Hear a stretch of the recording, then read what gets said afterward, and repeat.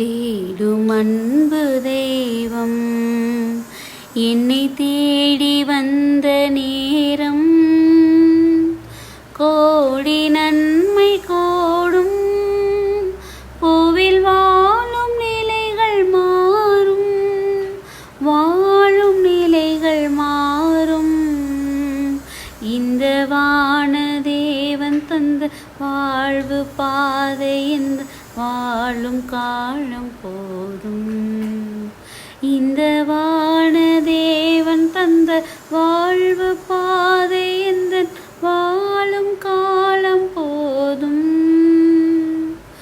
வார்த்தையாகி நின்ற இறைவன் இந்த வாழ்வை தேர்ந்த தலைவன் பாரில் எங்கும் புது பார்வை தந்து அந்த பாதையில் அழைத்த அறிஞன் காலம் கடந்த கலைஞன் என் தலைவன் இந்த வானதேவன் தந்த வாழ்வு பாதை இந்த வாழும் காலம் போதும்.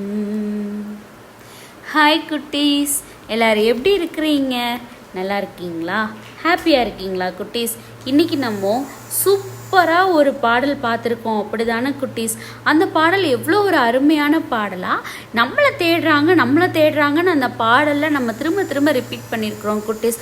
பொதுவாகவே நம்ம தான் யாரையாவது தேடி ஓடி நின்று நம்மளுடைய வேதனைகளை இல்லை நம்ம ஏதோ ஷேர் பண்ணுறதுக்கு இல்லை ஏதாவது தேவைப்படுறதை கேட்குறதுக்கு நம்ம தான் பொதுவாக யாரையாவது தேடுவோம்.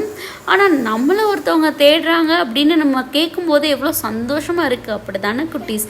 கண்டிப்பாக நம்ம அந்த உலகத்தில் எல்லாரையுமே தேடலாம், தேடி கண்டுபிடிக்காமல் அதில் சோர்ந்து போகிறவங்களும் இருக்கலாம். ஆனால் நம்மளை ஒருத்தவங்க தேடுறாங்கன்னா அவங்களுக்கு உண்மையிலே நம்ம ரொம்ப ஸ்பெஷலாக இருக்கும் தானே குட்டீஸ் அர்த்தம். நீங்கள் எல்லாருமே ஒருத்தவங்களுக்கு ரொம்ப ஸ்பெஷலாக இருக்கீங்க. நம்ம ஏசப்பாவுக்கு தான் நீங்கள் எல்லாருமே ரொம்ப ஸ்பெஷல் குட்டீஸ்.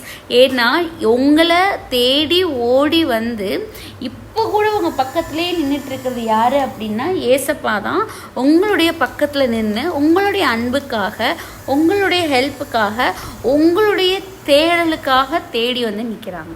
உங்ககிட்ட இருந்து ஏசப்பா என்ன ஹெல்ப் எதிர்பார்ப்பாங்கன்னு நீங்கள் நினைக்கிறீங்க குட்டீஸ்? என்ன அப்படின்னா, இப்போது நீங்கள் வந்து யாருக்கோ ஒரு பொருள் கொடுத்துருக்கீங்கன்னு வச்சுக்கோங்க, ஏதோ ஒரு விஷயம் செஞ்சுருக்கீங்க, அவங்களுக்கு நல்லது செஞ்சுருக்கீங்க.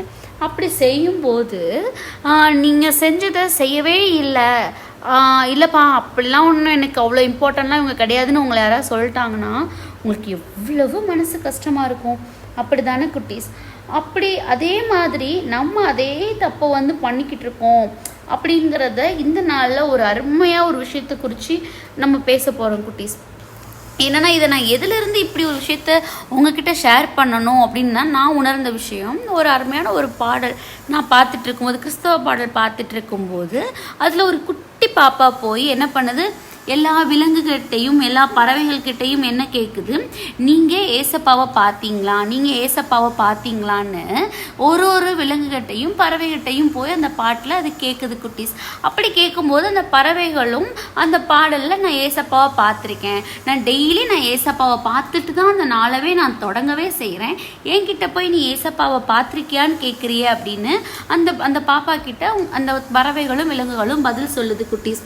அதுக்கப்புறம் ஒரு மனிதன் வரான், அந்த மனுஷன்ட்ட அண்ணா நீங்கள் வந்து ஏசப்பாவை பார்த்துருக்கீங்களா அப்படின்னு அந்த பாடல் வாயிலாகவே அந்த பிள்ளை கேட்குது.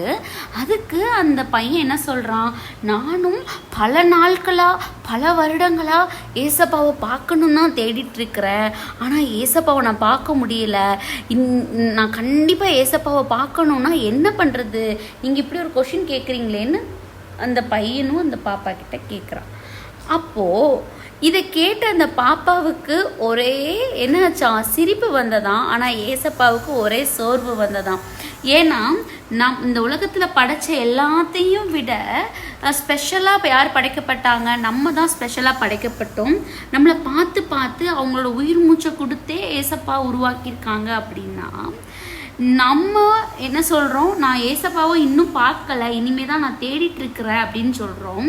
ஆனால் பறவைகளும் விலங்குகளும் நான் டெய்லி ஏசப்பாவை பார்த்துட்டு தான் அந்த நாளவே தொடங்குறேன்னு சொல்கிறாங்க. அப்போது நம்ம எவ்வளவு தூரம் அவரை விட்டு பின்னாடி இருக்கிறோம் குட்டீஸ். ஏன்னா அவர் நமக்குள்ளே தான் இருக்காரு, நம்மளுடைய செயல்களில் தான் வாழ்ந்துட்டு இருக்காரு. அட்லீஸ்ட் நம்மளுடைய செயல்கள் நம்ம பார்க்கலனா கூட அவர் சொல்லி கொடுத்துருக்காரு, உனக்கு நீ அன்பு செய்கிறது போல உனக்கு அடுத்திருப்பவரை நீ அன்பு செய்யன்னு சொல்லியிருக்காரு. அட்லீஸ்ட் அடுத்தவங்களையாவது நம்ம ஏசப்பாவை பார்த்துருந்துருக்கலாம். நம்ம அவர் சொன்ன வார்த்தைகளை தனியாகவும் நம்மளுடைய வாழ்க்கையை தனியாகவும் பார்த்துட்டு வாழ்ந்துட்டு இருக்கிறனால தான் இன்னும் எத்தனை வருஷம் நம்ம வாழ்ந்தாலும் ஏசப்பாவை நம்ம தேடுவோம், நம்ம மேலே போய் ஏசப்பாவை பார்க்க போகிறோம் அப்படிங்கிற ஒரு மனநிலையில் நம்ம இருப்போம் குட்டீஸ். ஆனால் அது எவ்வளோ பெரிய ஒரு ராங்கானது, அது எவ்வளோ ஏசப்பாவோட மனசை காயப்படுத்திருக்கும் பார்த்தீங்களா? அதனால தான் அட்லீஸ்ட் இனிமேவாவது புரிஞ்சுக்கிறதுக்கு 1 கொரிந்தியர் 16:14 உங்கள் காரியங்கள் எல்லாம் அன்போடே செய்ய கடவுது அப்படிங்கிற வசனத்தை ஏசப்பா நமக்கு ஞாபகப்படுத்துகிறாங்க. 1 கொரிந்தியர் 16:14 உங்கள் காரியங்கள் எல்லாம் அன்போடே செய்ய கடவுது. அப்போது என்ன சொல்கிறாங்க, நீ எந்தெந்த காரியங்கள் எல்லாத்துலேயும் உள்ளொன்று வச்சுட்டு வெளியில் ஒன்று நீ நல்ல காரியம் பண்ணுற மாதிரி பண்ணாமல் உண்மையிலேயே நீ உள்ளன்போடு நீ அதை செய்தியோ அந்த இடத்துல எல்லாத்துலேயும் நீ கண்டிப்பாக என்ன ஒன்றில் பார்க்க முடியும், உன் கூட தான் நான் இருக்கிறேன், உன் மூலியமாக தான் நான் செயல்படுறேங்கிறத நீ பார்க்க முடியும் அப்படிங்கிறத இந்த வசனத்தின் மூலியமாக நமக்கு சொல்லியிருக்காங்க. ஸோ நம்ம இதை தெளிவாக புரிஞ்சுக்குவோம். அவர் கொடுத்த அன்பை நம்ம எப்போ வெளியில் செயல்படுத்துகிறோமோ அந்த அன்பில் அவர் வெளிப்படுவார். நம்மளும் அதை உணர முடியும், பார்க்கவும் முடியும் குட்டீஸ். ஸோ நம்ம அதுக்காக நம்ம புரிதல் வேணும் அப்படின்னா அவர் புரிதலுக்கான ஞானத்தை கொடுக்கணும். ஸோ அதுக்காக நம்ம ஏசப்பட்டு ஒப்பு கொடுத்து ப்ரேயர் பண்ணுவோமா? அன்பான ஆண்டவரே, இந்த நேரத்திற்காக நன்றியப்பா.